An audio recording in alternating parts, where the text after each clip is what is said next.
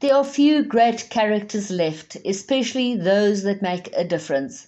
Such a man was Nicholas Yale, or Mr Yale as he was fondly known by his employees as well as customers. He was probably one of the first major players in the firearms arena in South Africa and was also instrumental in the start-up of two other large firearm businesses. Nadine, his daughter, had over 200 calls from people in the industry after her father's death.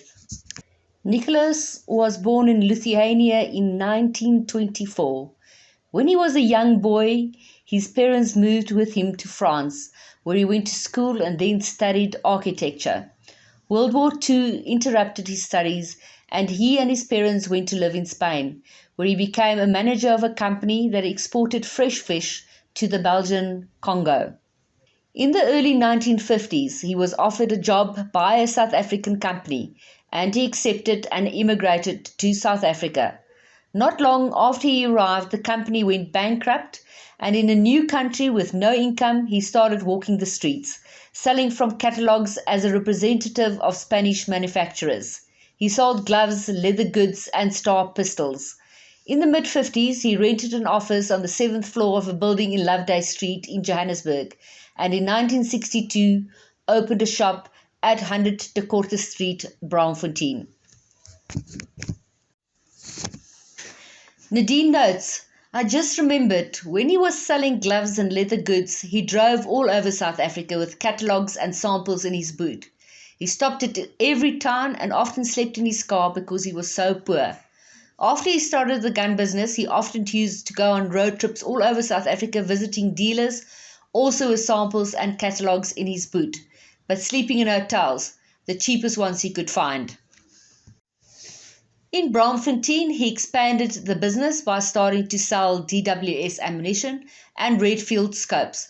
At that time, the only other brand of scopes available was Weaver. He then successfully applied for sole distribution of Winchester ammunition, became a distributor for RCBS and Hammerley, became a sole distributor for Taurus, as well as Smith & Wesson approached him to offer sole distribution of their products.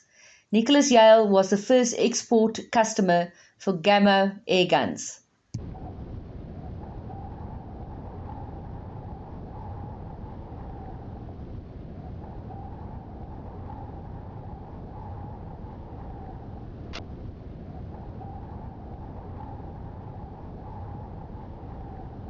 Good morning, I'm here at Nicholas Yale speaking to Rob. Rob, I just want to talk about Mr. Yale, your memories and how long did you work with him? Yeah, I started with Nicholas Yale at the end of November 2010, and he was probably already in his mid 80s, 86 thereabouts at that time. And what a gentleman, and you wouldn't have said then he was an 86-year-old. He was sprightly, he had his wits about him. He was always keeping himself busy and active, and such a gentleman. One of the reminiscences I had from about 7-8 years ago was he was starting to lose some of his faculties a little bit. When we did annual stock take at the end of February for the 1st of March every year we used a different colour little sticker like a target patch to denote that we had covered that shelf in that area. And we started the stock take that year, and Mr Yale came up to me and he took a sticker off and he said, "Rob Fulton," and he stuck it on my jacket and he said, "You're counted." Okay. And he carried on, and I took that sticker and actually I signed it, counted by Nick Yale and the date, and I stuck it in my freezer, and it was there for years. I've lost it now, and that sticker to me was something. And then later years before he left us, he would often stock take, he would do his own stock take, but then he would start moving stuff around. So when we came to stock take, it was like, oh, this wasn't here yesterday, you know, it's moved. But such a character, such a gentleman. I think he was born in 1926. I actually looked, Nadine sent it to me, 1924. 1924. My dad was born in 1921, so they were from that same era, went through the World War II, and had hard times, but gentlemen from the old school. And I just hope that some of that's rubbed off on me as I'm getting older, yeah. But what a pleasure to work with such a legend. He is a legend, and you probably knew him longer than I did. Yeah. It was, I could remember my last memories is of him actually shifting things around. Yes, and people moaning about that. Yeah. And offering me coffee upstairs here. Always offering me coffee. Sometimes he would bring a lunch bar from somewhere. I don't know where he got them, but he would bring out a lunch bar and say to some of the ladies, That's nice. yeah, that's Mr Yale. Yeah, truly a legend gone. He can never be replaced. But one thing, when the new management bought the company, the one thing that will always be there is the name Nicholas Yale, exactly. because he is a brand. He really is. He has. And that's some of my thoughts on him. Thank you very much. Good morning, Wynand. How are you doing today? Also fine, thanks. Tell me, you worked with Mr Yale for a long time, and you've got any special memories that you would like to share? Well, he's been here every single day since I've been here, working hard, doing stock take on his own. And I think we've lost a big gentle giant in the gun trade, if I can say it like that. Yeah. Any other special memories that you can remember? Always friendly. On Saturdays when we were still open, he would bring cake, offer all the customers cake. Even if you're upstairs or downstairs, he will walk after you and he will find you and he will give you a piece of cake and your coffee and your tea. Yeah, he's an absolute gentleman. Yeah, no, he was really. Good morning, Jaco. How are you doing this morning? Good, and you? Also fine, thank you. Tell me, you've been working with Mr Yale for a long time. Or how long did you work with him? Well, the first time I spoke to him was about 22 years back when I started in the gun industry. Yes. Started working here 11 years back. Yeah. Have you got any stories or? Well, there's a lot of stories. At one time he had an accident. Yes. So we took his driver's license away. Yes. Nadine actually phoned me and said, listen, just check if Mr. Yale's driver's license is in his wallet. Because he was in hospital, so I said yes. He said, take it out, just keep it somewhere. So after Mr. Yale got out of the hospital, he said, the bastards took my driver's license away.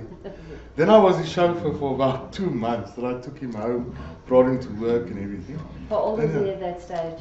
It was about 5 years back. Okay, so he was in his 90s already? Yeah, he was already in his 90s, driving to Durban on his own, coming back, all that for holiday, yeah. Was he a good boss?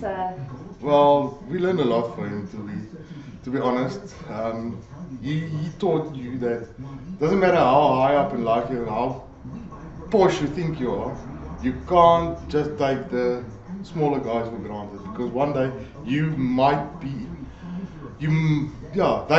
able to help you where you can't help yourself. Yeah, that's Basically, yeah. Anything else that you would like to add? Miss the guy a lot. Yeah.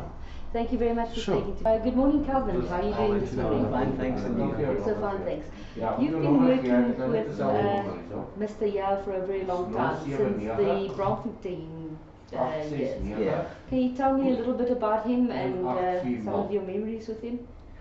Well, I started with Nicholas Yale in 1992. And I remember the first time I was told to take stock. And it took me 2 weeks to take stock, and my hands were black because, of all the dust in that old shop. And Mr. Yale called me upstairs. He said, close the door. And I thought, well, I'm fired because I messed his stock sheets. And he sat me down and he said, close the door. And he started writing, pulled out his checkbook, and he gave me a 1,000 Rand bonus. And he said, I've never seen anyone do stock like this. So yeah, that was one of the highlights for being a boss. We traveled overseas together. He made sure I was comfortable. He made sure he booked in the best hotels for us, and always wanted us to be comfortable. And we're really going to miss the guy. I mean, he was 97, but I wish he was '68 when I first started with him again, and I know I definitely changed things, and you know, just so many memories, and I wish I can do it all over again with him. Thank you very much. Much appreciated. Thank you. Good morning, Billy. How are you doing this morning? I'm good, thanks, and you? Also fine, thanks. I'm doing a tribute to Mr. Yale. You've been working with him for quite some time. Any special memories that you'd like to share? Yeah, I started working with Nicholas Yale, I think, in end of 2009. When I arrived at the company, I worked with Nicholas Yale. He actually welcomed me very nicely. We were still in Bramford, they were still in Bramford by then. He showed me a couple of things to do, because he was always in the warehouse. When you are picking orders, he is also picking orders. When you are putting stuff on the shelf, he is also putting stuff on the shelf. He was so good. He had a heart for people, because he could show you how to do things nicely, no shouting. If you do something wrong, he will come and call you nicely. And he will call you Master. He will say, Mr. Le Roux, come with me. And then he will show you nicely how things should be done, how he wants things to be done. And then he will leave you to do it. And then he will come check on you. And then if something is done right, he will congratulate you and say, well done. This is how it should be done. So he was a very, very nice boss. I enjoyed working with him. He showed me a lot of things, how should be done in the warehouse. And he's always there with you. He doesn't just give you a word and just go. He will give you a word and tell you what to do, and then he will come check up on you, and then he will correct you from this. So he was really a lot. Sometimes when I sit down, maybe I'm tired, maybe I want to take a break. You'll see him walking there, and then because of the energy that he has, you know, it kept encouraging you to work hard, and he was really a very good gentleman. We will miss him. May his soul rest in peace. Thank you very much. Thank you. Good morning, Madhu. How are you doing this morning? Good morning, fine, and you? Also fine, thanks. You worked with Mr. Yale for a long time. Have you got any special memories? Are you missing him? Yes, we do, every day. I've worked with him for the last 8 years now. I wish I would have met him earlier in my life. A true gentleman and always smiling. People irritated him, he would just calm himself down and sit. And yeah, he had lots of inspiration to give people. Anything else that you would like to add? Not really much. There's lots of things to say, but at this point in time, you don't remember Everything, absolutely. So yeah, I just wish he rest in peace and yeah, and give the family some strength. Thank you very much. Good morning, Mike. Good morning. How are you doing this morning? Very well, thank you. That's good. Tell me, you worked with Mr. Yale for a long time. Yes, I've any been with special Mr. memories? I've worked with Mr. Yale for around about myself and Calvin Nidus. We've worked for Mr. Yale for about 30 years now. Yes, that's a long time. And it's a long time. I find Mr. Yale as one of the best gentlemen that I've known. You know, he was a scholar and he was a gentleman. Working with him, yes, he was, how can I say, he was very generous, he was very strict, and he was a man of knowledge. He spoke so many languages which we could not, how can I say, you know, to keep up with him. But Mr. Yale and the family with Nadine and all of them, they were, it was like a family when we worked together. And as I say, you know, it is a great loss to us, well, to us all that have worked with him for a long time. And yes, we miss him, and we are going to miss him. Thank you very much. Much appreciated. Thank you. Thank you.